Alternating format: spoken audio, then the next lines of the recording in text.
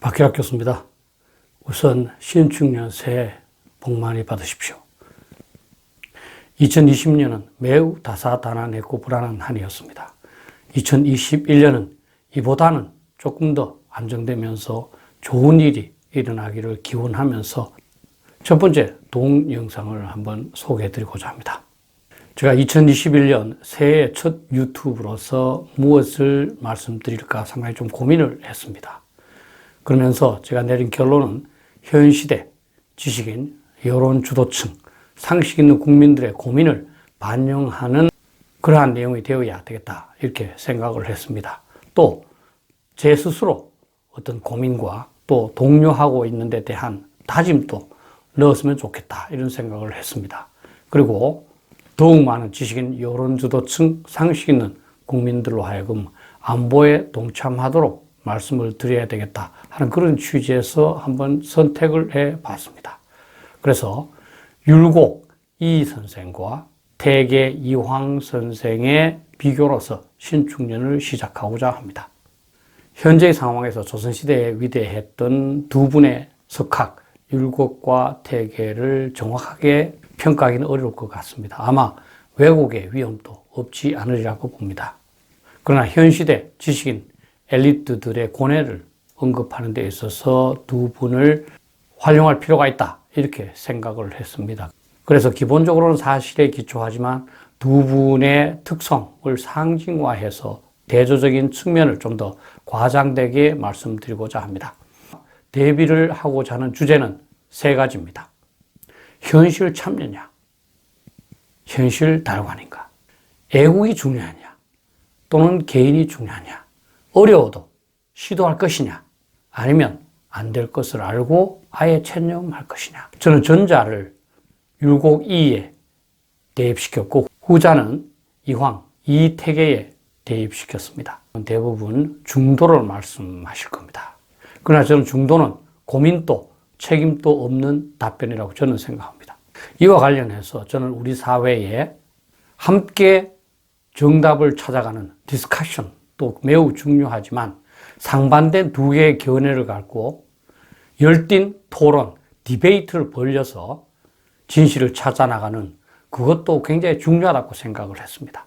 따라서 디베이트 차원에서 두 분의 대조적인 측면을 한번 말씀드려 보겠습니다. 먼저 두 분의 인적 사항을 한번 비교해 보겠습니다. 태어난 시기를 보면 이황, 이태계 선생께서 훨씬 일찍 태어났습니다. 1502년에 태어났죠. 율곡 이는 1537년 태어났습니다. 그러니까 35년 먼저 이태계 선생이 출생했고 그 이후에 이율곡 선생이 태어났습니다.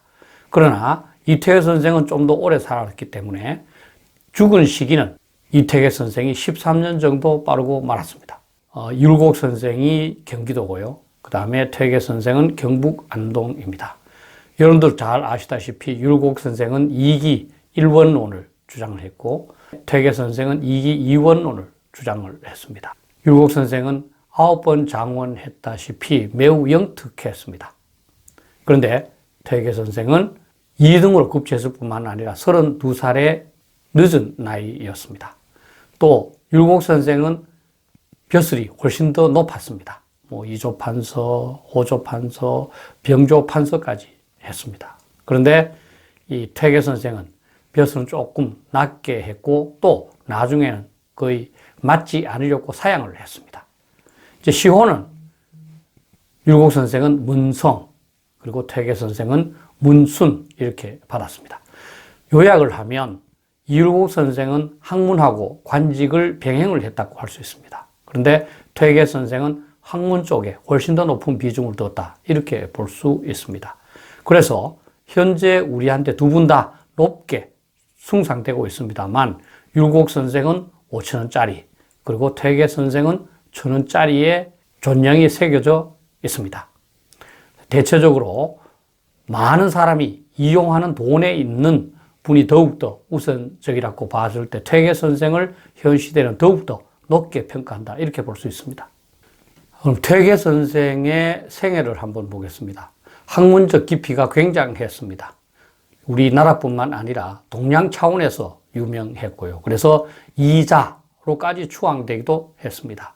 뭐 관직은 다양하게 한 20년 정도 했습니다만 그 이후에는 귀향을 해서 학문 연구와 후진 양성의 정성을 쏟았습니다.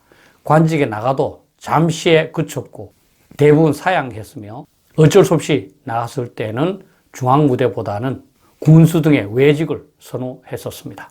퇴계 선생은 모든 사람으로부터 존경을 받았습니다. 그리고 임금으로부터 현판을 받은 사원인 사역서원을 처음 시작하기도 했습니다. 그만큼 임금으로부터 인정을 받았죠. 그리고 개인적으로 장수했고 집안에도 여러 가지 좋지 않은 일도 있었습니다만 기본적으로는 화평한 분위기를 유지했었습니다. 퇴계 선생에 대해서는 일화도 적지 않습니다. 정신질환의 둘째 부인 권씨를 끝까지 관리했다는 점에서 굉장히 높게 평가되고 있고요. 적서에 대한 차별 두지 않도록 솔선수범했습니다. 그리고 대장장이도 제자로 수용하기도 했고 특히 자식 일찍 죽은 며느리를 제가하도록 조치하기도 했습니다. 그래서 인간적이면서 따뜻한 면모가 많이 부각되는 분입니다. 주사에게 관한 아주 학문적 깊이가 있는 저서가 있고요. 지금도 도산서원이 유지되고 있습니다. 저도 도산서원을 가봤는데요. 강가에 아주 좋은 자리에 자리 잡아서 지금도 많은 분들이 방문을 하고 있습니다. 다음은 율곡 선생의 생애입니다. 제가 나이는 만으로 이제 말씀을 드리는데요. 12세에 진사초시에 장원급제했습니다. 그 이후에 9차례의 과거의 장원급제에서 구도장원공이라고 불렸습니다. 어렸을 때부터 매우 영특했다고 할 수 있습니다. 그리고 학문적으로도 상당한 깊이가 있어서 성학집요, 격몽, 요결, 동호문답 등 적지 않은 저서가 있습니다. 근데 무엇보다도 선조왕의 절대적인 신임을 받았습니다. 상당히 두 사람이 깊은 대화를 많이 했고요.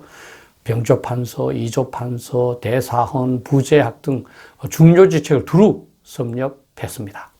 여러분들께서 너무나 잘 아시지만 어머니를 신사임당으로 두면서 교육을 아주 올바르게 받은 분입니다. 또 특이하게 어머니가 돌아가시고 나서 생사에 어떤 허무함을 느껴서 금강산에 들어가서 1년 정도 승려로서 돌을 닦기도 했었습니다. 율곡 선생의 평생을 통하여 주장한 바는 경장론입니다. 옛날 것이 잘못됐다는 건 아니지만 시대에 맞도록 고쳐야 된다는 겁니다. 그래서 개혁적이면서 실용적인 정책을 매우 중시했습니다. 당정에 대해서도 그것이 잘못됐다고 인정을 하면서 그것을 없애기 위해서 굉장히 노력을 했습니다. 본인은 서인에 속한다고 볼 수 있습니다. 그래서 나름대로 노력했습니다만 항상 동인 쪽에서는 서인의 편파적인 그런 접근이라고 하면서 승복하지 않았고 이로 인해서 율곡 선생에 대해서는 상당한 호불호가 발생하기도 했습니다.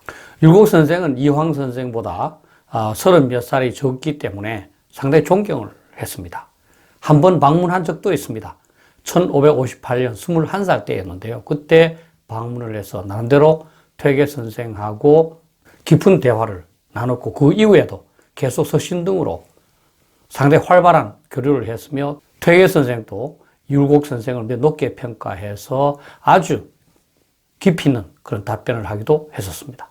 제가 우리나라의 국가 발전 또는 안보에 대해서 말씀을 드리다 보니까 퇴계 선생보다는 율곡 선생 쪽에 조금 더 비중을 두는 것은 어쩔 수 없는 것 같습니다. 퇴계 선생은 학문적으로 굉장히 높았지만 현실 정치, 국가사에 대해서는 말씀한 바가 많지 않기 때문입니다. 율곡 선생의 정책 제안을 몇 가지만 제가 말씀드리겠습니다. 가장 유명한 것이 만언봉사입니다. 1574년 우부승지 때 10,000글자, 실제로는 한 12,000자 됩니다. 10,000글자를 통해서 개혁을 상소한 겁니다. 당시 이 조선 사회에 대한 전반적인 진단과 처방을 앞에서 말씀드린 경장론에 입각해서 건의하고 있습니다. 최근에도 기국, 비국, 조선이라는 나라는 워낙 부패해서 나라라고 불리고는 있지만 나라는 아닙니다.